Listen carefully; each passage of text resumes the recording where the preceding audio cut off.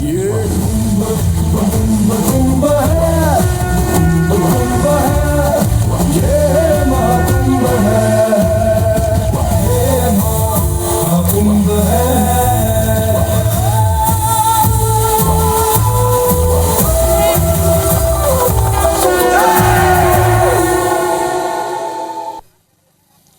नमस्कार, आप देख रहे हैं अतुल्य कुंभ। मैं सौरभ तिवारी महाकुंभ की इस महा कवरेज में आप सभी का स्वागत करता हूं। सबसे पहले बुलेटिन की शुरुआत करते हैं दिल्ली की खबर से। शनिवार की रात दिल्ली में स्टेशन पर भगदड़ मच गई। इस भगदड़ में 18 लोगों की मौत हो गई, जिसमें कुल 14 महिलाएं और 3 बच्चे शामिल थे।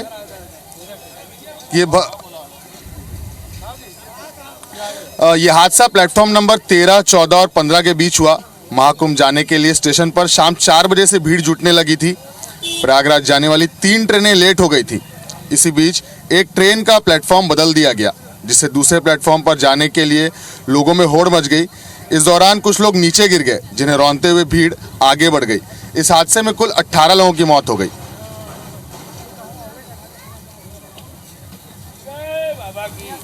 तो इस हादसे के बाद 25 से ज़्यादा लोग घायल हैं।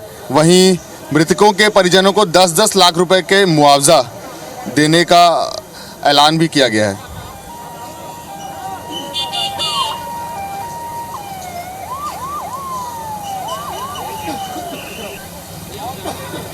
तो वहीं इस घटना पर राष्ट्रपति द्रौपदी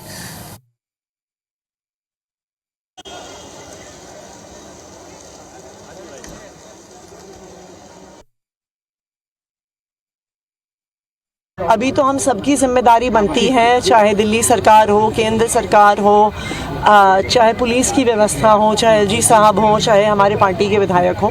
अभी हम इस मुद्दे पे कोई राजनीति नहीं करना चाहते हैं। हम सिर्फ जो परिवार हैं जिन्होंने किसी को खोया है, उनकी मदद के लिए यहाँ पे मौजूद हैं। जो परिवार हैं जिनका कोई भी सदस्य इंजर्ड है, उनकी मदद के लिए मौजूद।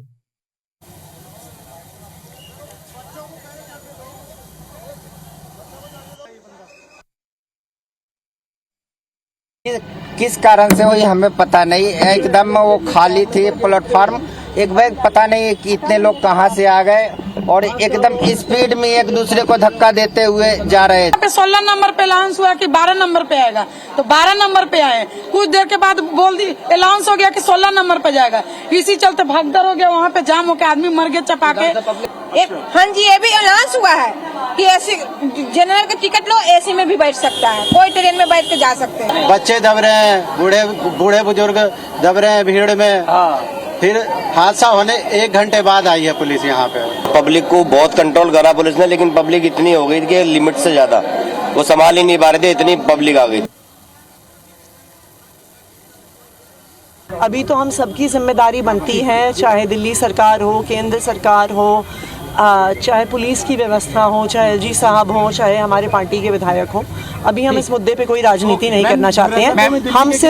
हम सिर्फ जो परिवार हैं जिन्होंने किसी को खोया है, उनकी मदद के लिए यहाँ पे मौजूद हैं। जो परिवार हैं जिनका कोई भी सदस्य इंजर्ड है, उनकी मदद के लिए मौजूद।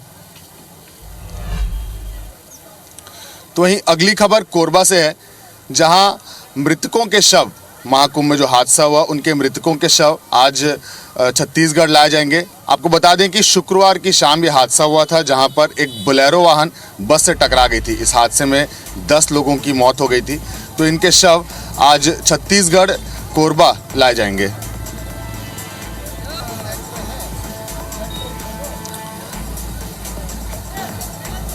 दरअसल ये हादसा तब हुआ जब कोरबा की एक बोलेरो थी, जिसमें कोरबा के लोग सवार थे। ये बोलेरो बस से टकरा गई और तुरंत ही ऑन स्पॉट यहाँ पर बोलेरो सवार 10 के 10 लोगों की मौत हो गई। हादसा शुक्रवार की रात को हुआ और इसके बाद आज इन सभी लोगों के शव जो हैं वो छत्तीसगढ़ लाए जाएंगे।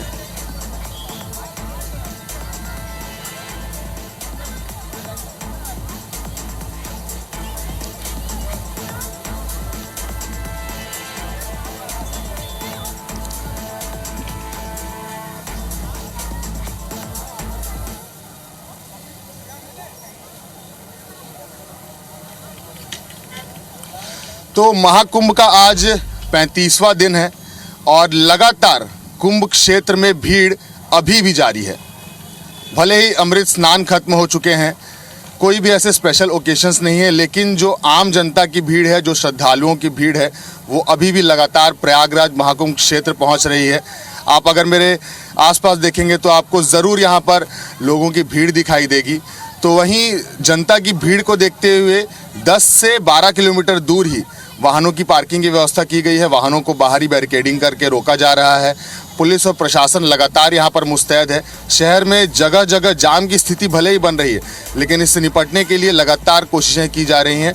और जो आम जनता की भीड़ है, जो श्रद्धालुओं की भीड़ है, वो प्रयागराज में कम होती अभी बिल्कुल भी नहीं दिख रही है। सरकार ने ऐसा अनुमान लगाया था कि लगभग 45 करोड़ लोग इस बार महाकुंभ में स्नान करेंगे, लेकिन ये आंकड़ा 50 करोड़ को भी पार कर चुका है। और लगातार आम जनता, जो श्रद्धालु हैं, वो महाकुंभ में स्नान के लिए आस्था की डुबकी लगाने के लिए लगातार पहुंच रहे हैं।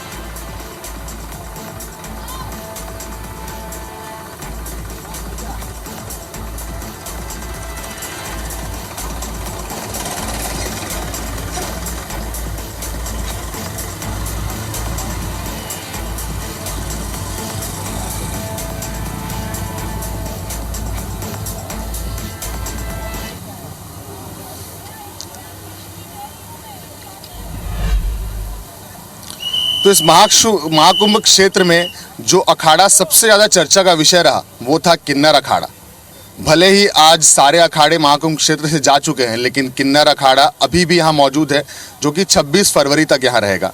तो किन्नर अखाड़े में एक विशेष तरह की तंत्र साधना की जाती है। कैसी होती है तंत्र साधना, क्यों की जाती है, इस रिपोर्ट में देखिए।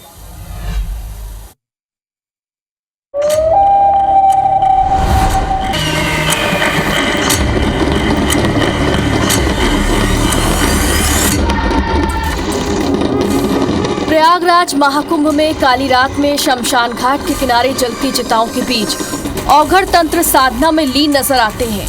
ये सब तांत्रिक क्रियाएं रात के अंधेरे में उस पहर में की जाती हैं, जहां आम आदमी तो दूर, चिड़िया भी पर नहीं मार सकती। लेकिन वहीं रहस्यों से भरे किन्नर अपने अखाड़े में ही काली रात में खुले मैदान में ये तंत्र साधना करते हैं। किन्नर भी कुछ ऐसी ही तंत्र साधना करते हैं, जो न सिर्फ डरावनी होती है, बल्कि ऐसा माना जाता है कि उनकी ये अघोर तंत्र साधना सबसे ज्यादा रहस्यमयी होती है। महाकुंभ का पवित्र समय सभी देवी देवताओं की मौजूदगी के साथ पूरा होता है। यही वजह है कि ये वक्त तंत्र साधना के लिए भी सबसे उत्तम माना जाता है, और ऐसे में किन्नर अखाड़े में भी तंत्र साधना की जाती है। ये पूजा जनता की कल्याण और खुशहाली के लिए की जाती है।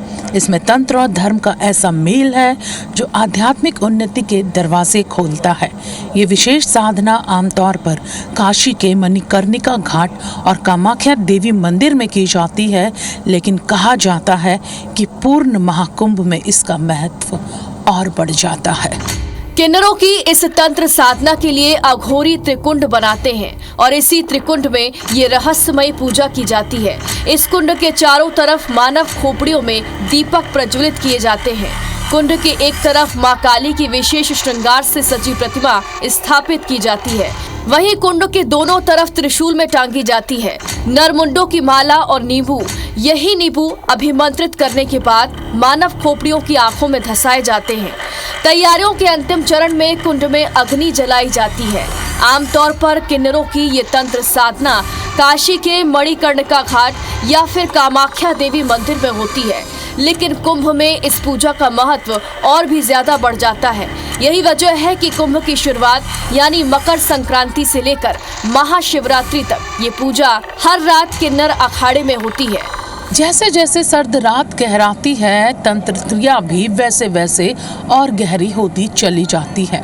कहते हैं कि ये तंत्र साधना किन्नर जन कल्याण के लिए करते हैं, लेकिन साथ ही ये मसानी ताकतें किन्नरों की तांत्रिक शक्तियों को भी बढ़ाने के लिए मददगार साबित होती हैं। और हम लोग जितने यहाँ पे भक्त आते हैं, जितने हम लोग यहाँ के किन्नर रहते हैं, सभी को एक नया एनर्जी और पावर देता है। और ये जो पूजा है, ये पूजा ज़रूरी नहीं है तंत्र मंत्र वाली है, ऐसा नहीं है।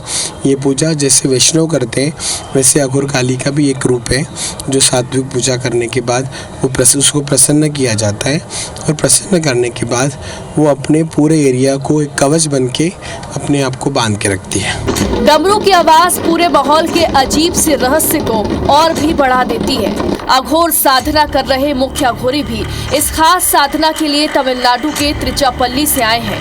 ये औघड़ मणिकंदन राज है जो किन्नर अखाड़े में विशेष साधना के लिए पहुंचे हैं। तंत्र साधना कर रहे औघड़ मणिकंदन जैसे जैसे आहुतियां डालते जाते हैं, त्रिकुंड की अग्नि और ज्यादा तेज होती जाती है।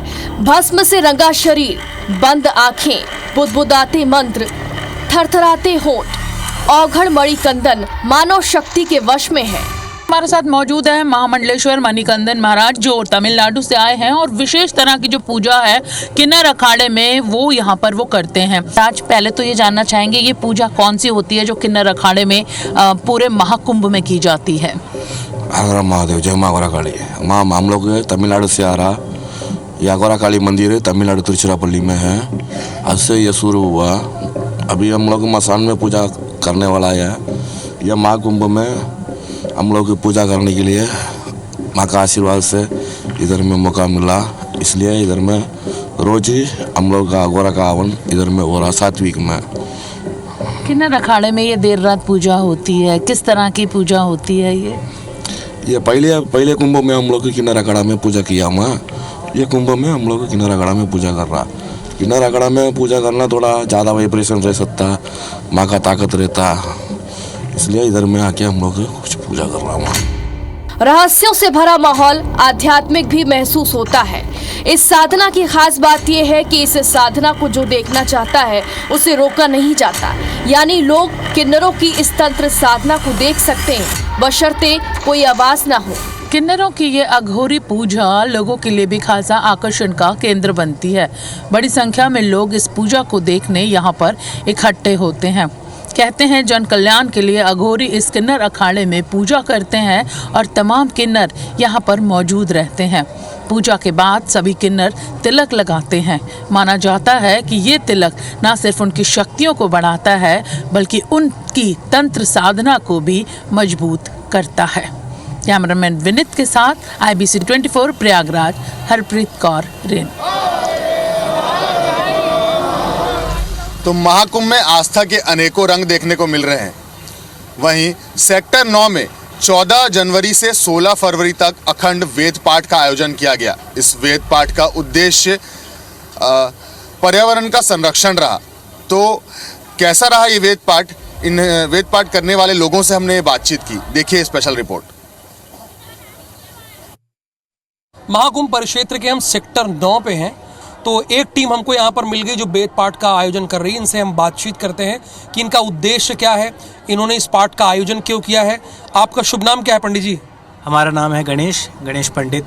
अच्छा, तो ये आप लोग कब से कर रहे हैं? ये हमारा 14 तारीख को आरंभ हो गया था, 14 जनवरी को, और ये 16 फरवरी तक रहेगा। तो क्या आप 24 घंटे करते हैं? जी, 24 घंटे यहाँ उच्चारण किया जाता है और सारे जितने भी आप देख रहे हैं वेद पाठी, ये सब गुरुदेव श्री आशुतोष महाराज जी के शिष्य और शिष्याएं हैं और सभी ब्रह्म ज्ञानी हैं। ब्रह्म ज्ञानी अर्थात इन सभी ने उस ब्रह्म का साक्षात्कार किया है। दिव्य ज्योति वेद मंदिर आप देखेंगे, ये हमारा गुरुकुल है दिव्य ज्योति वेद मंदिर, जिसमें वेदों का अध्ययन कराया जाता है। वेद मंत्र के साथ साथ गीता, उपनिषद और अनेक और जितने भी शास्त्र ग्रंथ हैं सभी का अध्ययन, संस्कृत भाषा का अध्ययन कराया जाता है। और गुरुदेव श्री आशुतोष महाराज जी का कथन है, वो कहते हैं कि वेद मंत्रों का प्रभाव जो है वो हमारे समाज में और विश्व में और पर्यावरण में उसका प्रभाव जो है तभी संभव है जब उच्चारणकर्ता ब्रह्म से जुड़ करके उच्चारण करें। इसका उद्देश्य क्या है? अगर ये इसे समाज को आप लोग क्या देंगे, जो आप 24 घंटे पाठ कर रहे हैं, 7 दिन कर रहे हैं, तो समाज के लिए क्या है, इसमें क्या संदेश है? समाज के लिए एक तो देखिए, सबसे पहले जब वेद मंत्रों का उच्चारण किया जाता है तो एक ध्वनि वैज्ञानिकता जो हमारी कही जाती है शास्त्रों में, तो एक तरंगे उत्पन्न होती है, समाज को जो सकारात्मकता ऊर्जा प्राप्त होती है और विश्व कल्याण की भावना से यहाँ पर ये रुद्री पाठ का आयोजन किया गया है, जो नॉन स्टॉप 33 दिन तक और 24 घंटे ये यहाँ पर नॉन स्टॉप चलता है। तो इसी से क्या है कि हमारी जो ध्वनि विज्ञान है उसमें कहा जाता है जो सकारात्मकता नेगेटिविटीज है वो दूर होती है और सकारात्मकता पूरे विश्व में फैलती है। इस पाठ के लिए आप लोग पहले क्या करते हैं, कैसे आप अपने आप को शुद्ध करते हैं, क्या प्रक्रिया है? हमारे महाराज जी के थ्रू हमें ये ब्रह्म ज्ञान का दीक्षित किया गया हम लोगों को, तो जिससे कि हम ध्यान साधना करते हैं और हमें ये एक हिस्सा मिला है जिससे कि हम वेद पाठ का उच्चारण भी कर रहे हैं और ये हमने सीखा भी है। ये किस वेद का आप लोग पाठ कर रहे हैं? अभी मुझे बताया गया रुद्री पाठ है, ये क्या है, इसके बारे में जरा बताइए। शुक्ल यजुर्वेदीय संगीतात्मक नाम से ये है, तो उसी से हम लोग ये करते हैं, उसका ही संग्रह है। तो इसके उच्चारण से सबसे मैं बता दूं आपको कि इसके उच्चारण करता और सुनने वाला दोनों में ही प्रभाव होता है और बहुत ही सकारात्मक प्रभाव पड़ता है इससे। अच्छा, एक बात आप लोगों ने लिखी है, आप बताइए। विश्व शांति तो बता दिया पंडित जी ने, आपने बताया पर्यावरण को शुद्ध करने के लिए भी आप ये कर रहे हैं, कोई इसके पीछे कैसे लॉजिक है, क्या ये बताइए। इसके पीछे हम सब गुरु महाराज के शिष्य हैं, विश्व में शांति आनी चाहिए, इसलिए हम रुद्री पाठ करते हैं कि ध्वनि सर निर्माण हो जाए उसी प्रकार से। अच्छा, ये यहाँ पे एशिया बुक ऑफ रिकॉर्ड में भी होगा दर्ज। तो कितनी देर आप लोग पाठ कर रहे हैं रोजाना? अगर व्यक्तिगत मैं आपकी बात मान करूँ तो व्यक्तिगत एक आदमी लगभग 4 घंटे वेद मंत्र बोलता है और 4 घंटे ध्यान करता है दिन में। मतलब 4 घंटे में 4 घंटे, एक घंटा वेद मंत्रों का उच्चारण, बाद में 1 घंटा ध्यान साधना। अच्छा, फिर उसके बाद आधा घंटा गैप होता है, फिर 1 घंटा उच्चारण और 1 घंटा ध्यान साधना। ऐसे 2 शिफ्ट में चलता है। ऐसे 4 घंटे उच्चारण और 4 घंटे ध्यान साधना एक पंडित करते हैं। कौन कौन से मंत्र आप इस दौरान पढ़ते हैं, वो हमें आप सुना सकते हैं? जी, तो इसमें 10 अध्याय होते हैं संपूर्ण रुद्राष्टाध्याय में, जिसमें अध्याय 1 से लेकर 10 तक इसमें अलग अलग मंत्र होते हैं। जैसे अगर मैं प्रथम अध्याय की बात करूं तो प्रथम मंत्र आता है इसमें, हरि ओम गणानान्त्वा गणपतिगुं हवामहे प्रियाणान्त्वा गृहपतिगुं हवामहे निधिनान्त्वा निधिपतिगुं हवामहे प्रीसुमम आहमजानि गर्भधमात्वमजासि गर्भधम् गायत्री त्रिष्टुप् जगत्यनुष्टुप् पङ्क्त्या सह बृहत्युष्णिहा ककुप् सूचिभिः शम्यन्तुत्वा। धन्यवाद। इसमें आपने बताया कि तकरीबन 11,000 से ऊपर संहिता पाठ है, इसके बारे में जरा हमारे दर्शकों को बताइए। एक्चुअली जैसा कि आपको भी बताया गया कि ये प्रोग्राम जब शुरू हुआ, टोटल 33 दिनों तक 24 घंटे 7 दिन, इसमें टोटल 11,000 बार 11,088 बार इस रुद्री पाठ संहिता का उच्चारण किया जाएगा, जिसमें अगर हम कुल मंत्रों की संख्या देखें तो 25,61,328 मंत्र होंगे और इसका लगातार उच्चारण 25,61,328 मंत्र। और इसीलिए ऐसा सनातन संस्कृति का ये जो प्रभाव, ये गुंजायमान सनातन संस्कृति को करने का आप देख रहे हैं ये तरीका है, ये है जिसको पहचाना जाता है सनातन संस्कृति को। उसके वैदिक मंत्रोच्चारण से प्रभाव, जैसे कि आपको भी बताया गया, खाली सिर्फ प्रभाव उसको ही नहीं मिलता जो उच्चारण करता है, उसको सुनने वाले, इनफैक्ट वहाँ पर बैठ के उसको देखने वाले और आसपास के वातावरण में जब उसकी वाइब्रेशंस पहुँचती हैं तो वातावरण शुद्ध होता है। और इसके अलावा आप देखेंगे कई तरीके के SDG गोल्स में भी हेल्प की जा रही है, ठीक है ना, कि आप देखिए संस्कृत का उच्चारण को बढ़ावा दिया जा रहा है, जो हमारी भारतीय सरकार की एक पहल है ना। आप देखेंगे कि लोग आज की डेट में जातिवाद फैला रहे हैं, यहाँ उसको एकता में लाया जा रहा है कि सभी एक होकर एक साथ एक ही सुर में गाएं और भारत को वापस से जगतगुरु बनाने की ओर लेके जाएं। देखिए, उद्देश्य इनका बहुत क्लियर है, सांस्कृतिक धरोहर का संरक्षण, जो मुझे समझ में आया, विश्व शांति और पर्यावरण को शुद्ध करने के लिए ये 33 दिन तक, यानी 33 दिन तक 24 घंटे 7 दिन वेद पाठ के रुद्री पाठ का मंत्र यहाँ कर रहे हैं। ये उद्देश्य बहुत नेक है। कैमरामैन नंदन के साथ राहुल सौमित्र, IBC 24 महाकुंभ। तो महाकुंभ क्षेत्र में लगातार VVIPs का दौरा जारी है। तो वहीं शनिवार को गोवा के मुख्यमंत्री प्रमोद सावंत भी महाकुंभ क्षेत्र पहुंचे, यहां उन्होंने आस्था की डुबकी लगाई। इस दौरान हमारे सहयोगी राहुल सौमित्र ने उनसे बातचीत की, देखिए।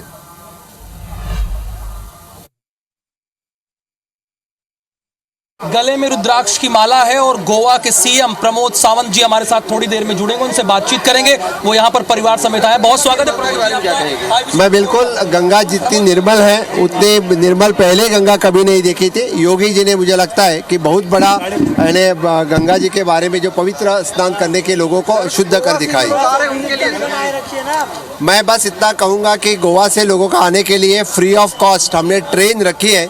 हमारे अब तक हजारों से लोग गोवा से प्रयागराज आ चुके हैं। 26 तारीख तक और भी लोग आएंगे। मुझे लगता है कि आज का अनुभव कैसा रहा आपका स्नान? सबसे पहले मैं त्रिवेणी संगम पे स्नान करके मन बड़ा प्रसन्न हुआ।